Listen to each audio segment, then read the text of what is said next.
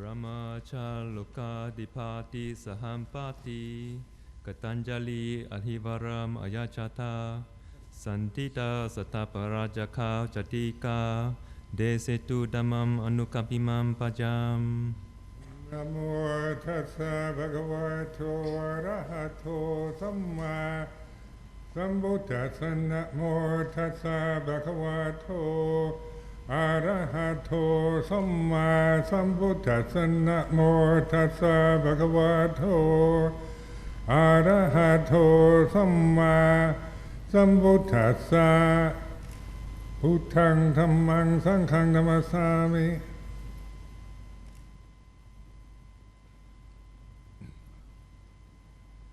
So this is an opportunity to get together and celebrate a great teacher, Luang Por Chah. With my respect to the Venerable Sangha that's assembled here, and all of you who have this interest in this teaching that's been carried, the teaching of the Lord Buddha that's been transmitted through 2,552 years in time. In human terms, human history, that's a very long time, to the present day. And of course, Luang Por Chah, Ajahn Chah was one of the teachers, was at least my teacher, who I met many years ago in 1967 in Thailand. Now with this since the subject of this reflection is gratitude, and this of course is something that you can't command or force anybody. It comes naturally when we reflect on the goodness of others, the generosity, the wisdom that we've received in our lives from parents, from teachers, and especially from somebody like Luang Por Chah, who for me personally was a kind of teacher that helped me to transform myself from a quite unhappy human being into one who has the opportunity to practice the Dhamma and find a way of getting beyond my own personal problems. There's one of the great English poets of the 18th century, William Blake.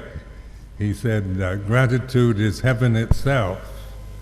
And I've always liked that, because gratitude is something that we might even take for granted. We're quite easy going around saying thank you almost on every occasion.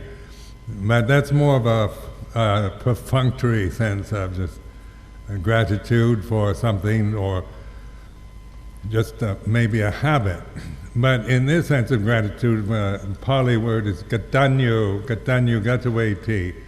It's a gratitude that comes from reflecting on the good things that one has received in one's life.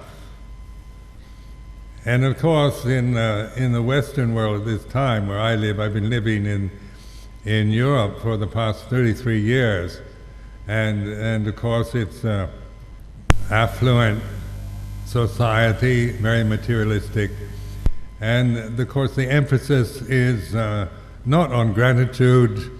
That really is not an important part of the cultural expectation, but more like demanding rights and asserting yourself and being successful. So the kind of zeitgeist of the age, the kind of atmosphere that you find in modern Europe or America is one, a sense of a glorification of oneself, self-importance. Seems to be what is encouraged and expected of modern people living in Europe at this time. And then being trained as a Buddhist monk, this is over 40 years now. I've been in this robe. I only intended, when I first ordained, to spend 2 years. I thought, like most American males of that time, 2 years would be enough. I'd probably get enlightened and could return to the States. So this year will be my 44th Vasa. And so because during this time when I encountered Luang Por Chah, I began to understand the value of monastic life. Before that, I was really only interested in meditation, because I saw Buddhist meditation, practice of vipassana meditation, as a possible way to deal with my personal problems and anxieties about life. And that was what I really, was interested in resolving. The idea of being a Buddhist monk, bhikkhu, for the rest of my life was not something I had anticipated or expected. But when I met Luang Por Chah in 1967, he's the one that made it very clear to me the value of monastic life as a way of practice. That he combined the Dhamma with the Vinaya in a way that I'd never really contemplated it before. When you're just interested in meditation or interested only in Dhamma, then it's easy for somebody like myself from my social background to dismiss Vinaya.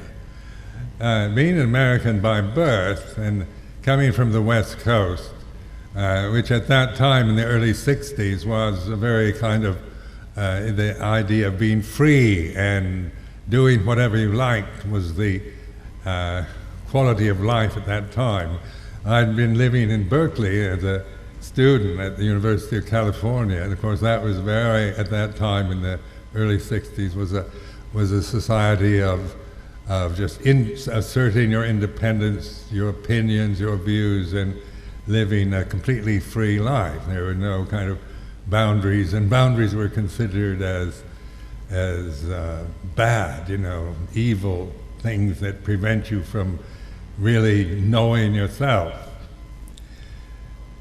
But beginning to recognize that just living a hedonistic life just based on selfish ideas was not the way to end suffering. I could tell that very quickly. So I left the United States. I volunteered for the American Peace Corps in 1963, just before President Kennedy was assassinated.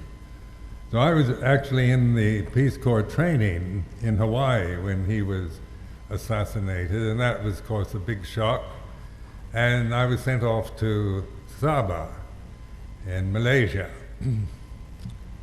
And of course, this brought me into the Theravada world, in the fact that I was in Southeast Asia, where I'd never been before. And of course, Thailand was not far away. It was an easy place to go to on holidays. So first holiday I went off to Thailand and Cambodia. Now, when I finished my contract, then I returned to Thailand and started practicing meditation at one of the main temples in Bangkok.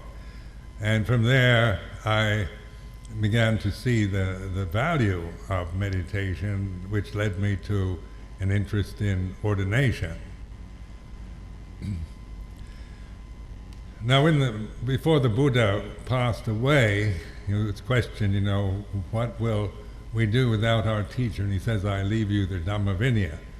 And so this is quite an enigmatic statement. Why didn't he just say, I leave you the Dhamma? Because in the West, most people are interested in Dhamma. They love the Dhamma. And the Vinaya is not so popular. And so, and oftentimes easily seen in terms of moralistic boundaries and restrictions on behavior that modern day people do not respect or like or think necessary in their lives. But I found in the training I received with Luang Por Chah in his monastery in northeast Thailand, in Newborn, it was I began to really value the fact of learning to live within a restrained way, rather than just interpreting things in my own way, and this sense of I can do it myself attitude that I had. And of course, the Ajahn Chah is very famous for his strict Vinaya, because in Thailand there are, so many 200,000 monks and monasteries everywhere, ranging from the very best to probably the worst. They've got an enormous amount of Buddhist monks living in Thailand, and of course there's and part of Thai Buddhism can be just seen as ceremonial or academic. Luang Por was very much emphasizing patipada, or meditation practice, combined with the Vinaya. And this I found a practice most beneficial. Before, I just used a method of meditation, somebody's method, that was only applicable really to a kind of formal sitting practice. But in Luang Por Chah's approach, his whole way of developing vipassana was through living the monastic life, using Vinaya as a reference for and as a guide for behavior, physical behavior and speech, to be mindful. And so the emphasis was on mindfulness, awareness, knowing yourself, knowing what you're feeling, knowing the causes of suffering, the attachment to views, opinions, and desires that arise in our minds, investigating this according to the teaching of the Four Noble Truths. So this was the basic teaching Luang Por Chah emphasized, and when he taught, he always was mentioning these Four Noble Truths, and to learn how to investigate them and develop the insights so that one can find out for oneself. It's no longer just, what the Buddha taught in India 2,552 years ago, but you can actually find out for yourself. And of course, this attitude of finding out for yourself is very much what attracts Western people, or in countries such as European countries or North America, Australia, New Zealand, countries where Buddhism really had there was not much interest, knowledge, or understanding of it before. And in the past 50 years, of course, there's been an enormous increase in an interest in the teaching of the Buddha. And I've been involved in that for over 50 years, actually. I've been in about 1955, 56, I became interested in Buddhism. So I've seen from a rather, when it first started on the West Coast in the San Francisco Bay Area, it was more like a fashion, like Zen Buddhist way of thinking, paradoxes and enigmatic statements were kind of fashionable to fling about or think about at that time among the intelligentsia of the Bay Area. And so it could be seen as something very superficial and just a kind of silly fashion of the age. But it actually affected many of us in a profound way. As you can see, I'm sitting here now and spending most of my life as a Buddhist monk, because it first started with the kind of interpretations of Japanese Zen Buddhism that were available in English in 1955. Now, Luang Por Chah, I found, was when I went to Thailand, my main interest had been through the Japanese Zen literature. I'd never practiced it. I'd never found a teacher in the Bay Area. I looked during those years I lived in Berkeley. I went everywhere where there's a possibility of finding some meditation teacher, but couldn't find any. And so this, of course, made it very clear I had to go to Asia to find one. I thought of going to Japan and taking up Zen Buddhism, but when I was assigned to Saba, and then I was in a nice warm place, in fact quite hot, and then going to Thailand, nice warm country, and I remember those cold winters in Japan in the Navy, where and I heard that the Japanese monks did not heat their monasteries. So people wonder, they say, why did you leave Zen Buddhism and join Theravada? What did you find so, why did you choose Theravada over Zen? And there's nothing doctrinal, it's just the weather.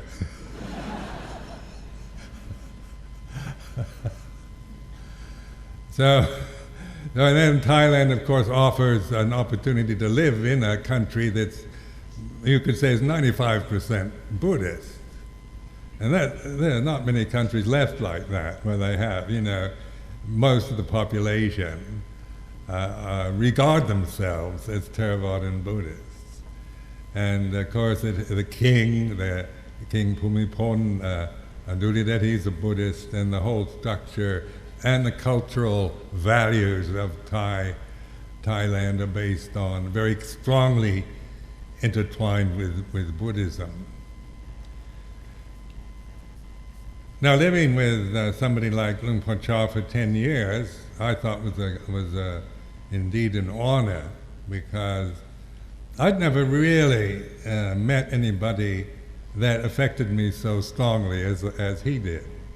And when I met him, I was not particularly looking for a teacher. I didn't have any great need at that time, or I didn't feel any great interest in. I'd been to so many teachers already.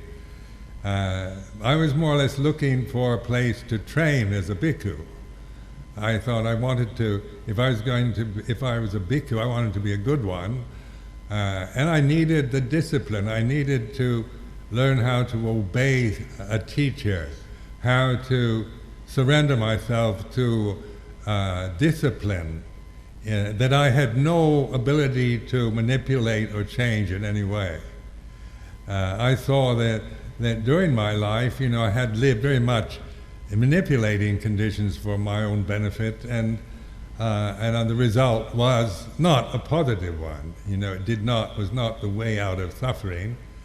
In fact, by the age of 30, I was quite a miserable character. And so, learning to submit, to surrender to a form, to a tradition, was quite a new thing to be doing for me. Even though it's an ancient tradition, I'd never, Americans, we don't have ancient traditions in that country. It's all about progress and modernization and making things better. So learning to live within a very conservative type of Thai Buddhism in northeast Thailand, and Vinaya discipline, but also it wasn't just, a kind of military training camp atmosphere. It was based on mindfulness, reflection, and observing. Now, it was a unique situation for me, because I was the first Westerner to go there, to be with Ajahn Chah. And I couldn't speak the Thai language, and nobody there could speak English.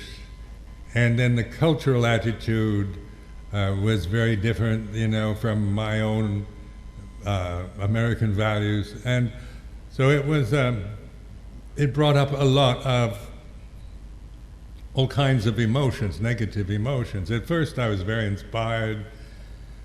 I had the inspiration. But then actually through living there and having to learn another language and conform to a system, after you'd been so, emphasized you were nonconformist and you were asserting yourself as an independent creature, and then finding yourself in absolute conformity to an ancient tradition. This brought up all kinds of doubts and negative reactions in my mind. Now, Luang Por Chah was very good at getting me to look at my mental states. Even before we had a common language to discuss Dhamma with, he somehow had this intuitive sense. He could pick up on the kind of emotional quality that one had in the moment, and then his direction was always encouraging one to look at it, to see it, to observe it, and so they have this sense of being the knower of the condition, not the condition. So even when learning the Thai language, there were certain phrases that I'd pick up because you'd hear them quite often.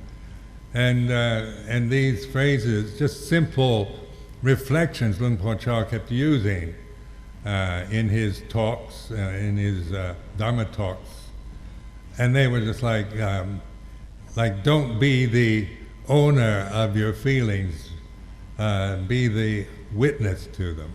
So this attitude, they used the mantra a lot of Buddho, the kind of Buddha's name, as a way of reminding yourself to be the awareness itself and observe the condition you're actually feeling in the moment. And I found this so something I could actually do because of my frustration, my reactions to discipline, and the kind of paranoia that can generate in somebody's mind when they don't quite understand what's going on most of the time. So the way they'd laugh, or there'd be a joke or laughter, and I wouldn't know what they were laughing at, and then they'd look at me, and I could interpret that as they're laughing at me as being some kind of humiliation, or I could look at that feeling, the way I would on my personal way of interpreting experience. I began to observe it in the sense of being the knower rather than the condition. Began to take its effect so that my life in the monastery, within a couple of years, I'd become really I thought myself very much of a Thai monk. And when the Western men started coming there, I didn't really want them, actually. Because I'd learned how to be a Thai monk, and they hadn't, and then I was the only one that had to translate for them. And of course, all the kind of wild attitudes and that was the hippie era, and the kind of characters that would arrive at the monastery in Ubon. I found, it was like distressing to me because I had kind of developed my practice through this kind of surrendering to in that way and learning to find a measure of peace, tranquility, through not having a lot of conflict with others. And then, of course, the ones that bring up most of one's strong emotions, I found, were other Americans. They could arouse extreme emotions more than any Thai could do. And so eventually I actually ran away after my 6th year, because I couldn't face having to be with all these Western monks and me being the senior one. So I deliberately left and eventually went to India, and there I spent 6 months walking as a Tudong monk in India. I thought I wanted to see if I could actually live like Gautama the Buddha.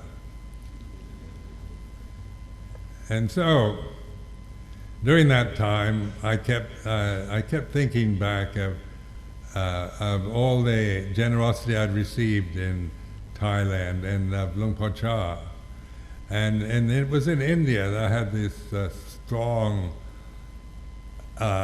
opening of the heart. It was what I call Gatanyu Gataveti, or gratitude. It wasn't just a kind of intellectual thanks for the meditation lessons kind of thing. It was a really gut feeling of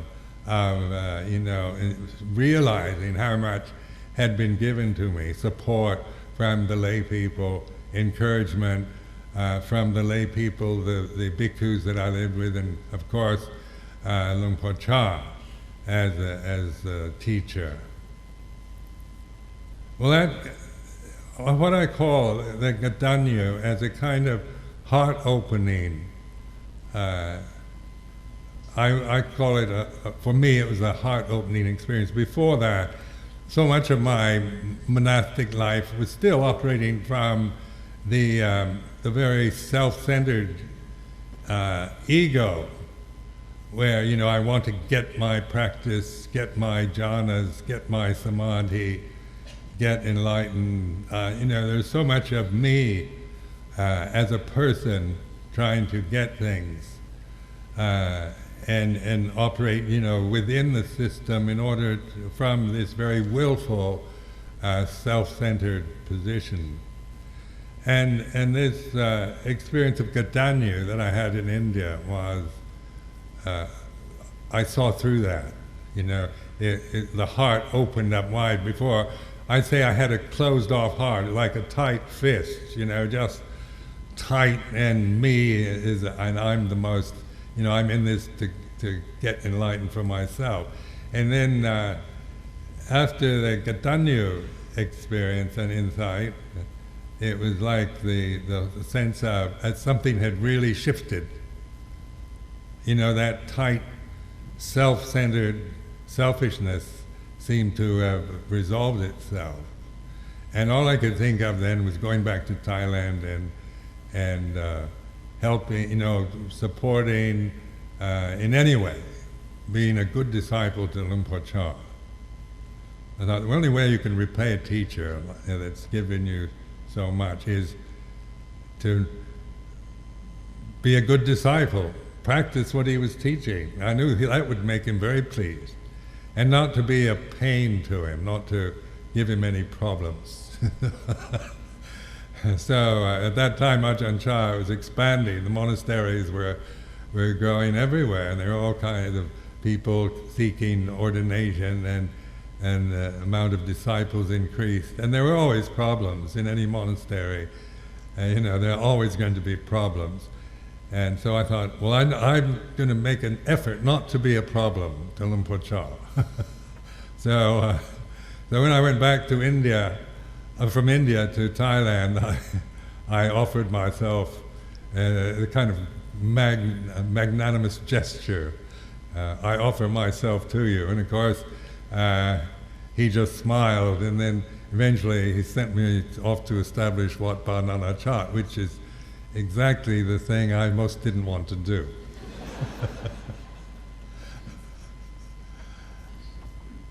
Now, even though Ajahn Chah was good at getting me to do things I didn't want to do, I did have confidence and trust in him, in his wisdom, after living with him for many years. That I didn't really question it. My vow was to help in any way I could, and to do what I could, what Luang Por Chah wanted me to do, and to be a good disciple to him, and practice what I'd learned with the teaching he'd given me. So this led eventually to 2 years I was at Nana Chat, and then the Southeast Asia fell to the communists, the panic in Thailand, and eventually I began to think about going back to the West, which, strangely enough, I ended up in England rather than the United States. Now this, in teaching in England for 33 years now, where, say, you have, like our monasteries in England, we have two main monasteries, Amaravati, which is in Hertfordshire, north of London, and the first monastery that we had, it was south of London in West Sussex, Cittaviveka. And so there was a great interest in Buddhist meditation, in samatha vipassana practices amongst the British and Europeans. In general, there was, we began to grow very rapidly. And of course, seeing, the results of living in England, which is the country I know the best, living there for 33 years, and teaching meditation and establishing monasteries, ordaining monks, nuns there, and to train them with the Vinaya, and to develop the values of samana, sanya. So like the monastic tradition that the Buddha established is based on alms mendicancy. And this, of course, is totally anachronistic to Western European culture. And so to make yourself, without, any support, to depend on the four requisites, and that was something that, was just not in the minds of people in the West, either in North America or in Europe at the time. And it's still difficult for people to really appreciate, because it's something so out of place in the value systems of modern life in Europe or America at this time. And yet, living in England for this long period, there's never been any shortage of the requisites. Like the four requisites, the Buddha allowed samanas. He allowed us a robe. We can wear a robe which is based on a very low standard of material, rag robes. So the Buddha said you can get your cloth from what's left over, what the society throws out. Or we go to charnel grounds where they wrap corpses in cloth, and you could take that.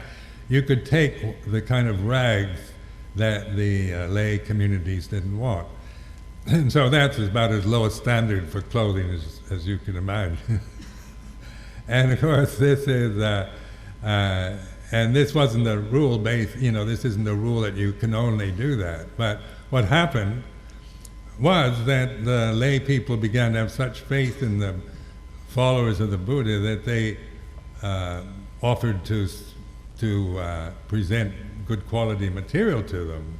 And that's what the katina ceremonies are. Every year after the Vasa we have the katina, this traditional ceremony of offering cloth to the monastic sangha.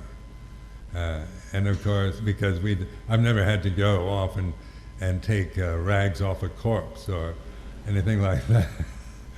In fact, they usually give me high quality cloth. But we have to sew it and make it look like rags, patches, and dye it an ugly color like this. But then food is a necessity. You have something to wear, something to eat. So he allowed us to have an alms bowl, as you saw us all eating from alms bowls. And of course this means that we go out and collect food. As bindabata means dropping food into a bowl. So this is a custom, of an alms mendicant, and it's based on a low standard. We're not gourmets, or so we want only your best food. We take what is offered, So you're going on bindabata, and people, whether they're poor or wealthy, or they're good cooks or not very good cooks, or whether they're vegetarian or meat-eating people, we take what is offered, and this is, the practice of alms food. So we're dependent on this, the lay community offering food, and then shelter would be very difficult in England. It's based on root of a tree. I can't imagine, living very long under a root of a tree in England without dying. In India you can actually see that, and you have these magnificent trees there, but how, or here in Malaya it probably is possible, but not in England. It would be really hard work to have to stay under a tree. But notice that the standard is always the lowest possible one, because then something's always offered that's better than this low reference point. And then for medicine, for illness, we have to have medicine, and this is based on a very low standard of that time, fermented cow's urine. So this shocks the British, so they really come forth when we get sick, see that we get good medical health. And so these four requisites are reflected on every day in monasteries, the four requisites, because you're training yourself as a samana to see that this is the four requisites are adequate for the day. They're not guaranteed for a lifetime or anything. So it's just today I have a shelter, food, I receive food in an alms bowl, I have a robe and medicine for any sickness that I have. And then arises the katanyu, gratitude, because we live our lives always in this way of depending on the good-heartedness and generosity of others. And of course, the lay people, whether they're here in Malaya or in Thailand or in England, they're always giving us, they find joy in offering.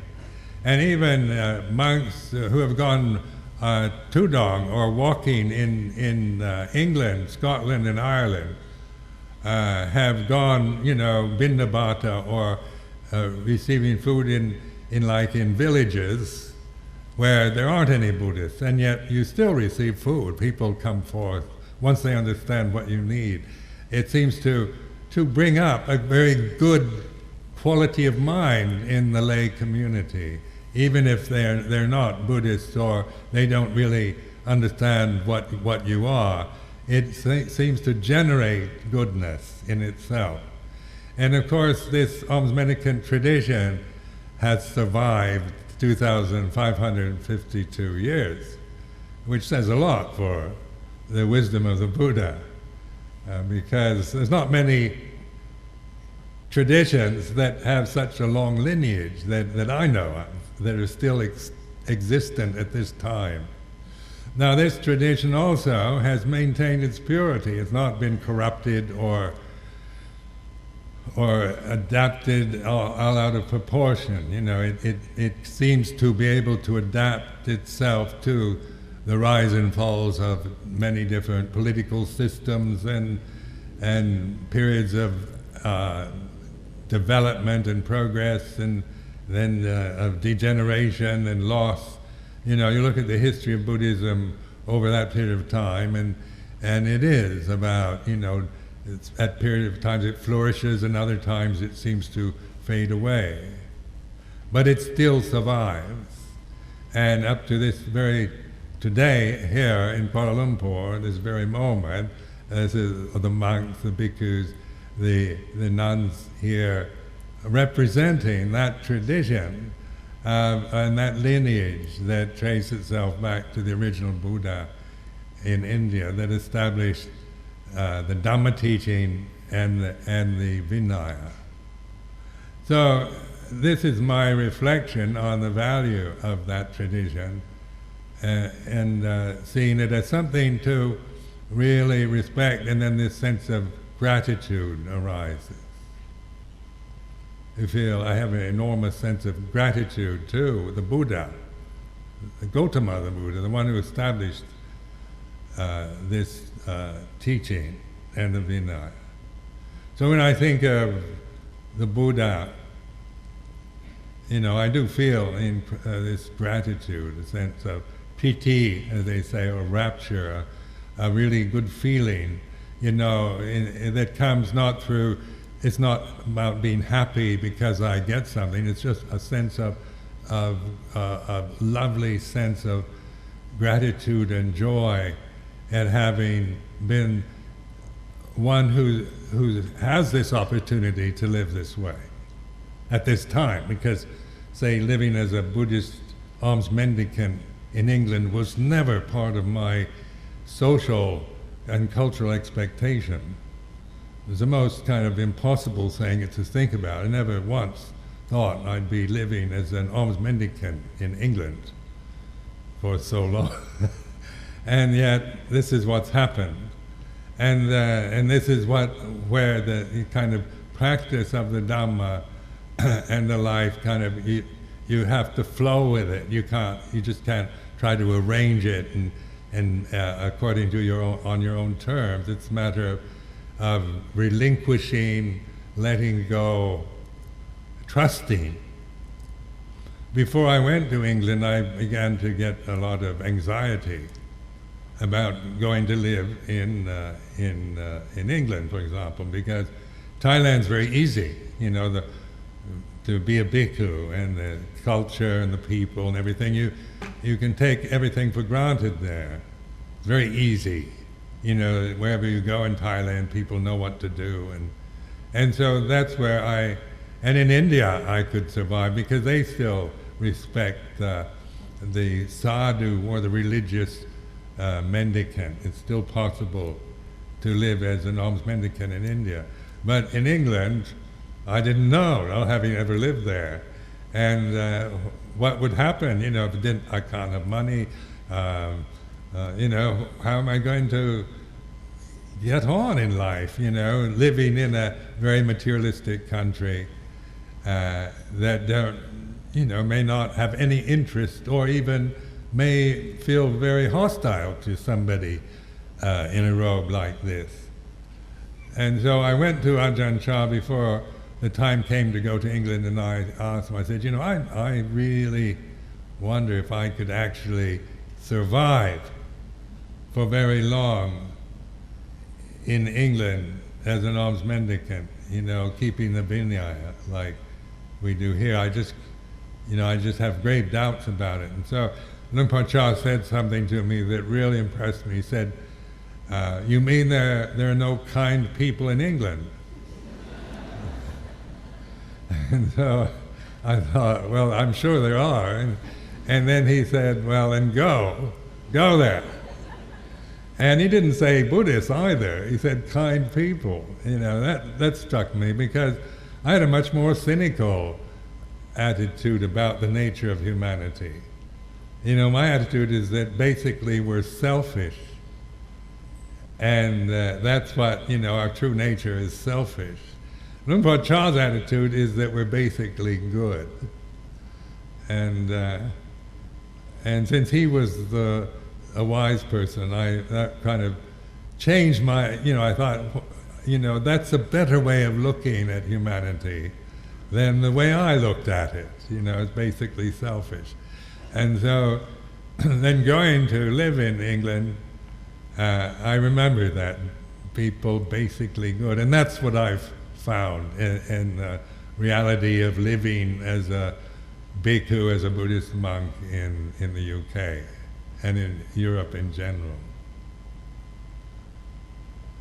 Well, that is something to contemplate, and then this sense of gratitude arises, and a faith, confidence in practice of Dhamma, and in the wisdom that the Buddha, the original Buddha, Gautama the Buddha, in which he could so well establish a conventional form that could last this long. That takes wisdom to be able to see how to establish something, a religious convention and a teaching that is incorruptible, like the Four Noble Truths. That's never been corrupted by anybody in 2,552 years. It's just the same noble truth that he gave his 5 friends in Saranath 2,500 years ago. And then the monastic order has survived through this period of time. Up to the present time now, it appears in countries like United States, Canada, in European countries. Not only Western Europe, but European Union now. Western Europe is no longer politically correct.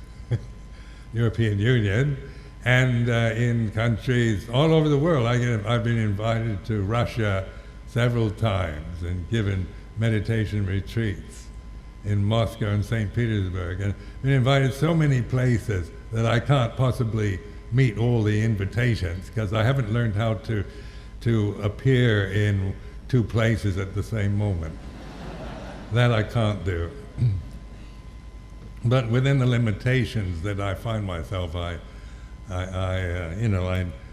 try to meet the needs and the interest that is generated all over the world. And then with the media at this time, the mass media, there's no longer a dearth of information and scriptural information or commentarial information on various forms of Buddhism.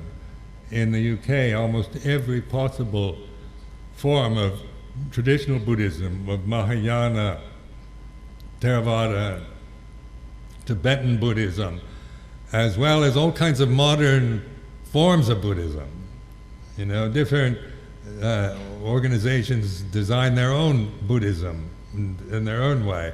So there's all kinds of modern adaptations to Buddhism in the UK, as well as traditional forms. So this was not existent 50 years ago. This was not possible, say 50 years ago in either the UK or the United States. So it's very heartwarming to see the amount of interest here in Malaysia, because I didn't see anything of this when I lived here 45 years ago in Sabah. It wasn't, I didn't have any inkling that anything like this meeting would have an Achaan Chah celebration day in Kuala Lumpur. I would never have conceived that as being possible. And so now where we go with the amount of interest here in Penang and various other places in Malaysia, among people who see the value and the wisdom behind it, and who have a willingness to listen, to study, to practice. This I want to encourage and assure you this is a very good direction to take, both for personal ways of solving problems and difficulties within your own life, as well as generating good qualities in the society that we're living in. Because here in Malaysia we want to be good citizens and not cause divisions and problems, to be divisive within this society, but to be a force for harmony and goodness, generosity within this lovely country of Malaysia. So I'll leave this with you as a reflection for your consideration, and I'd express my gratitude to all of those who have so well organized this event, and feel very honored to be invited to to participate. Thank you.